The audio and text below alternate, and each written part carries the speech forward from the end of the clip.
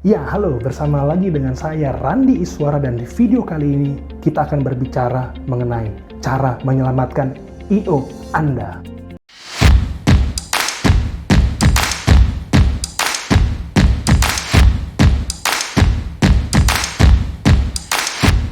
Ya, sebagaimana saya katakan tadi, video ini akan mencoba untuk memberikan insight kepada Anda para pelaku dunia usaha hiburan khususnya IO, bagaimana cara untuk menyelamatkan IO Anda. Saat video ini dibuat, kita sedang di bulan Mei 2020, sedang mengalami pandemi COVID-19 yang sangat luar biasa. Merontokkan juga usaha saya, merontokkan banyak usaha teman-teman saya. Anak-anak industri kreatif, industri hiburan, semua kolaps karena tidak boleh melakukan aktivitas. Nah, sekarang kita akan mencoba untuk mendapatkan insight kira-kira apa sih yang harus dilakukan dari sisi aspek keuangan, bagaimana caranya kita untuk bisa menyelamatkan IO kita. Mari kita saksikan interview saya dengan Mbak Devia Valencia, seorang perencana keuangan pribadi. Terima kasih sekali loh Mbak Devia sudah hadir. Mbak Devia, apa kabarnya Mbak di suasana PSBB ini? Ya, makasih juga udah diundang ke channelnya. Jadi aku baik. Masnya gimana? Baik, baik, baik. Kita tetap mencoba melakukan social distancing di tengah PSBB, jadi kita interviewnya ngobrol-ngobrol santainya pakai Zoom ya. Zoom, iya Sekarang berarti benar-benar. Mbak Devia kesibukannya sekarang apa nih Mbak? Sekarang aku masih kerja di salah satu startup. Terus sekarang juga bantu teman-teman juga nih, apalagi musim-musim kayak gini kan mulai melek sama keuangan kayak gitu kan. Jadi bantu teman-teman yang kayak mau diskusi tentang keuangan gitu, aku bantuin teman-teman juga gitu. Bantu teman-teman, Sama sekarang-sekarang, bantu teman-teman di sisi sama. keuangan ya, financial planning ya. Iya, betul-betul. Soalnya kan nggak semua teman-teman tuh paham tentang keuangan kan, Ya, tentang betul, investasi betul dan sekali. sebagainya gitu.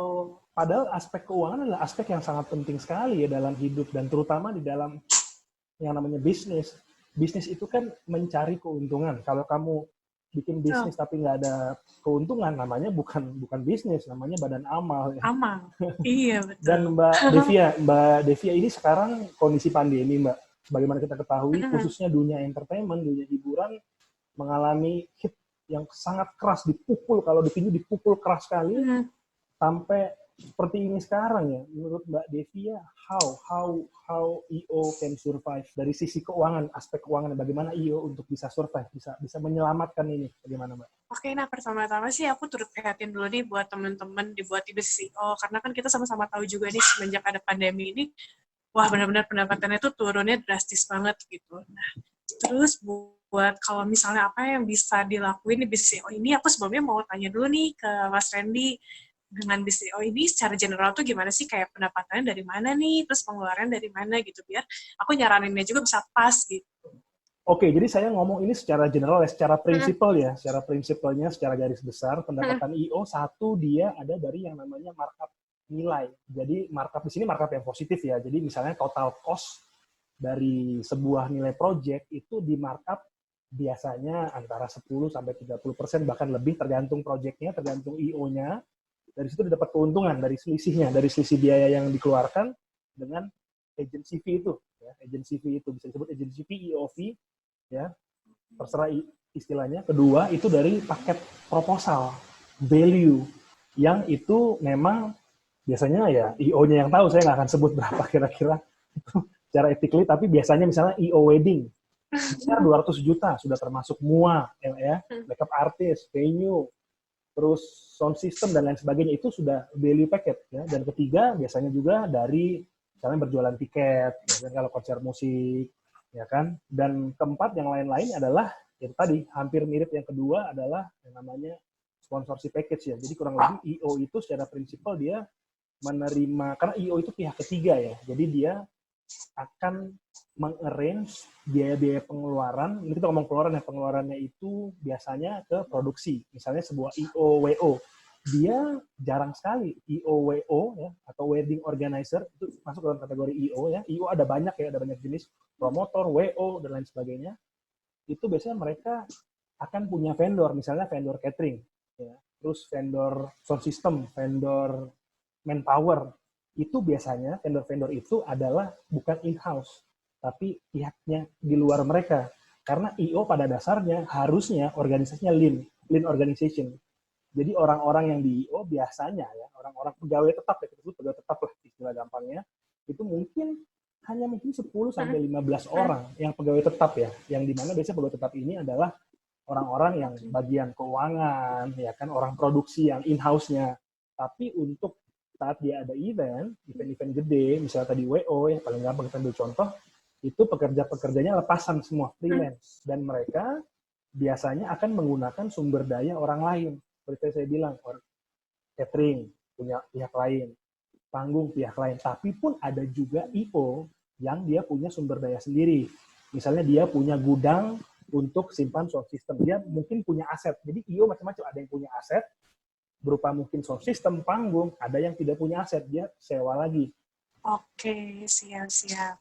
Jadi dari benar-benar berapa, terus kalau misalnya pengeluarannya sendiri ya, ada yang tetap tuh nggak terlalu banyak kan, pegawai tetapnya lebih banyak, yang pas lagi hari hanya baru banyak. Oke, nah tadi kan Masnya udah cerita nih, kalau misalnya pendapatan dari mana, pengeluaran juga dari mana. Nah, aku bakal ajak Masnya buat Masnya dan sebenarnya teman-teman IO juga nih buat sekarang ngecek nih kondisi keuangannya saat ini tuh kayak gimana gitu. Paling simpel dimulai dari berapa banyak sih uang cash yang teman-teman IO sekarang punya nih di tabungan. Ya tinggal lihat aja nih tabungan ada berapa, terus di uang cashnya yang benar-benar fisiknya itu berapa. Nah, teman-teman coba deh kayak keluarin kertas, terus bisa juga coret-coret, oh berapa nih jumlah uang tabungannya. Pertama-tama itu dulu. Nah, sudah dari sana, teman-teman juga bisa ngalis nih pengeluaran teman-teman buat tiap bulan nih, kira-kira berapa sih? Pengeluaran itu kan ada dua juga kan, ada yang fix, ada yang variabel. Nah, kalau tadi kan aku nangkepnya tuh ini lebih banyaknya juga yang variabel kan daripada yang fixnya. Nah, ini lebih bagus juga gitu, karena kalau misalnya ternyata banyak biaya yang fix itu kan kayak wajib dibayar tiap bulan. Misalnya kayak biaya sewa lah, biaya listrik, kayak gitu, biaya hutang, cicilan. Nah, kalau misalnya banyak yang biaya fix, aku tuh mau nyaranin juga nih buat teman-teman supaya bisa dirubah jadi variabel. Misalnya kayak tadi nih, kalau misalnya salary buat 100 orang gitu kan, tapi bisa nggak sih kira-kira biaya ini diubah jadi biaya variabel gitu, jadi beberapa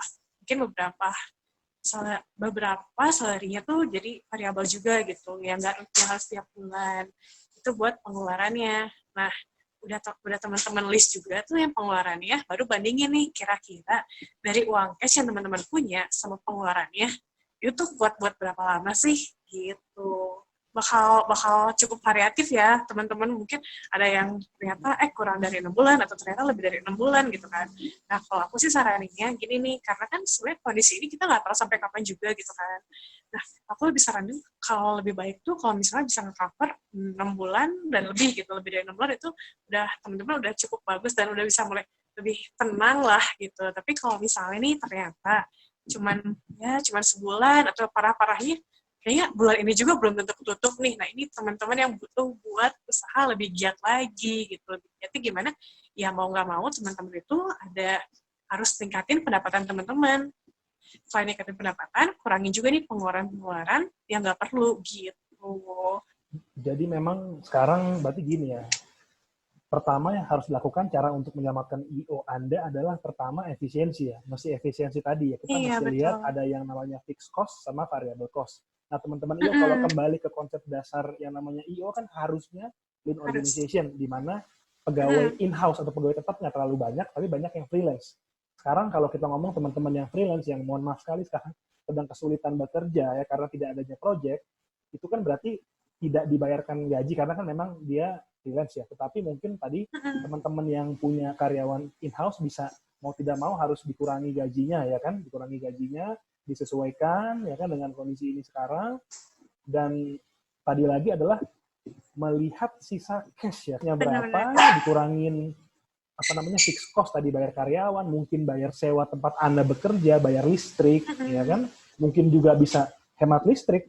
Ya, beberapa showroom mobil saat ini menghemat listrik dengan mereka mematikan Iya, benar. AC karena listrik itu cukup besar. Oke. Jadi lihat beban fixed cost-nya apa yang bisa di-press Betul. sekali, ya kan, variable cost sekarang memang tidak keluar, ya kan, mau tidak mau, terus dan dibandingkan dengan uang cash yang dipunya, kalau bagusnya tadi Mbak Devia bilang 6 bulan ya Mbak ya. Kalau masalahnya kalau nggak Iya, ada betul. Mbak, cuma tahan 1 bulan, gimana tadi?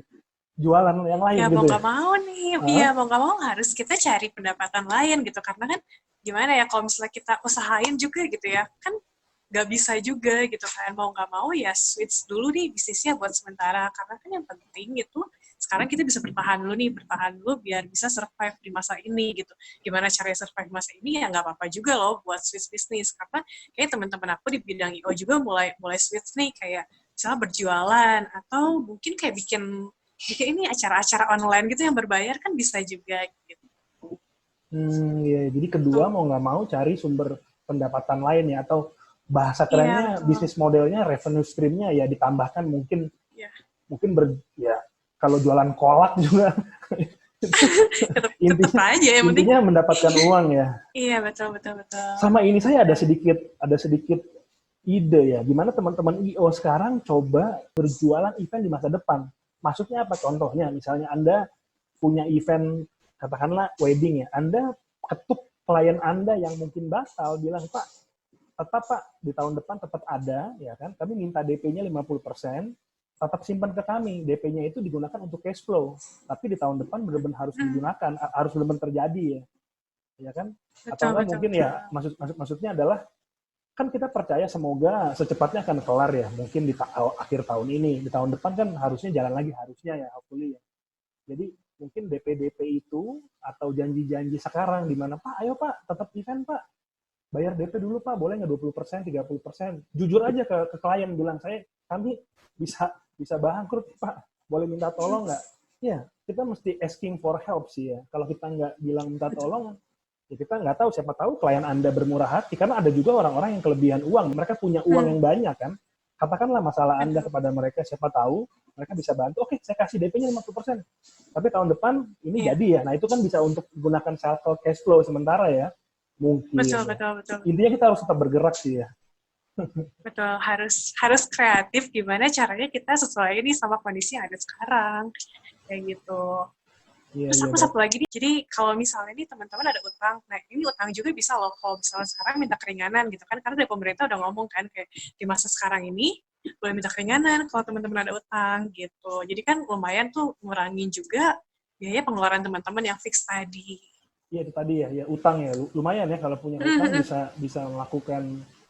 Sebenarnya gini loh, sekarang saya percaya ya, dari beberapa kali ada beberapa senior-senior dalam bidang keuangan bilang, ini saatnya kamu ke bank, ya, ke bank jangan takut, bilang ini saya lagi akan bankruptsi, tolong utang saya bukan dihapus, nggak mungkin, tapi mungkin diberikan tenor yang lebih panjang, ya kan? Betul, Jadi seperti itu ya. betul.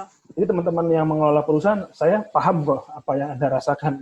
Tapi sekarang waktunya untuk kita pertama tidak malu untuk ngaku, iya saya udah nggak punya uang. Pergi ke tempat-tempat yang kamu ngutang, bilang minta maaf, saya nggak bisa bayar sekarang, tapi saya pasti akan bayar. Tolong berikan solusi. Dan saya percaya tadi Mbak Devia bilang, Mbak Devia seorang profesional di bidang finance, Betul. bank pasti akan positif ya Mbak ya. Iya betul. Yang penting kan itikat baik kita gitu kan. Kita udah kayak ngasih tahu kalau kita meniat kita baik, kalau kita mau bayar gitu. Cuman emang gimana sekarang nggak ada gitu. Yang penting kan bank juga bakal ngeliat kok itikat baik kita gitu. Bisa aja perpanjang tenor, bisa aja kayak bunganya tuh di adjust lagi gitu kan. Ya macam-macam kok. Tergantung Iya, banknya. ya betul. Oke.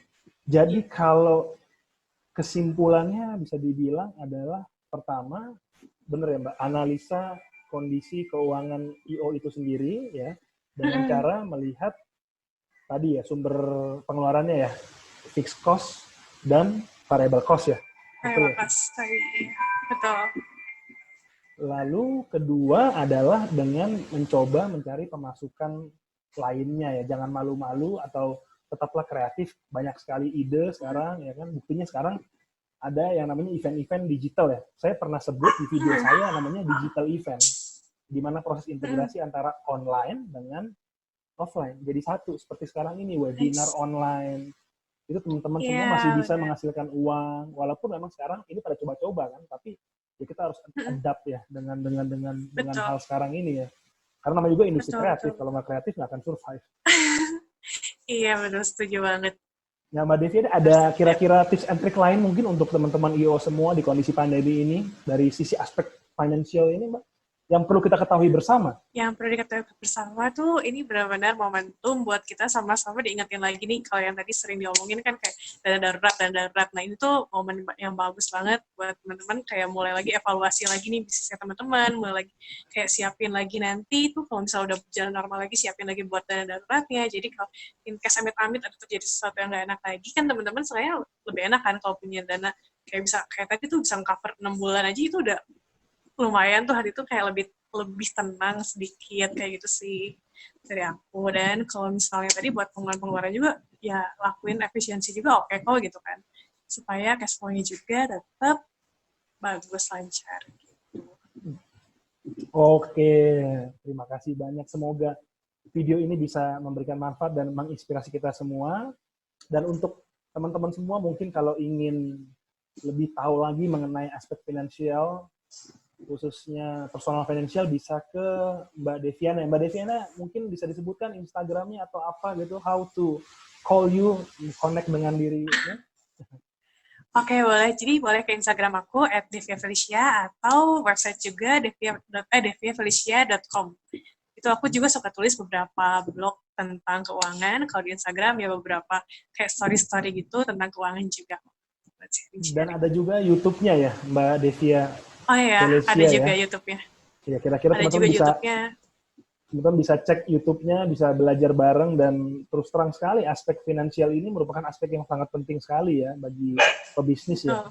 Dan literasi keuangan harus ditingkatkan. Saya pun secara pribadi juga banyak sekali belajar juga tentang aspek-aspek keuangan, terutama juga oleh Mbak Devia ini. Sekarang di masa-masa sulit seperti ini kita jadi rethinking balik yang namanya keuangan, dana darurat, dan lain sebagainya. Dan ya semoga kita semua dapat melalui ini dengan baik. Kita terima kasih sekali Mbak Devia atas waktunya, Mbak. Thank you juga Mas atas kesempatannya diundang ke sini. Semoga bisa membantu teman-teman di video ini. Oke, tetap berkarya untuk Indonesia. Terima kasih. Ya, thank you. Sehat-sehat.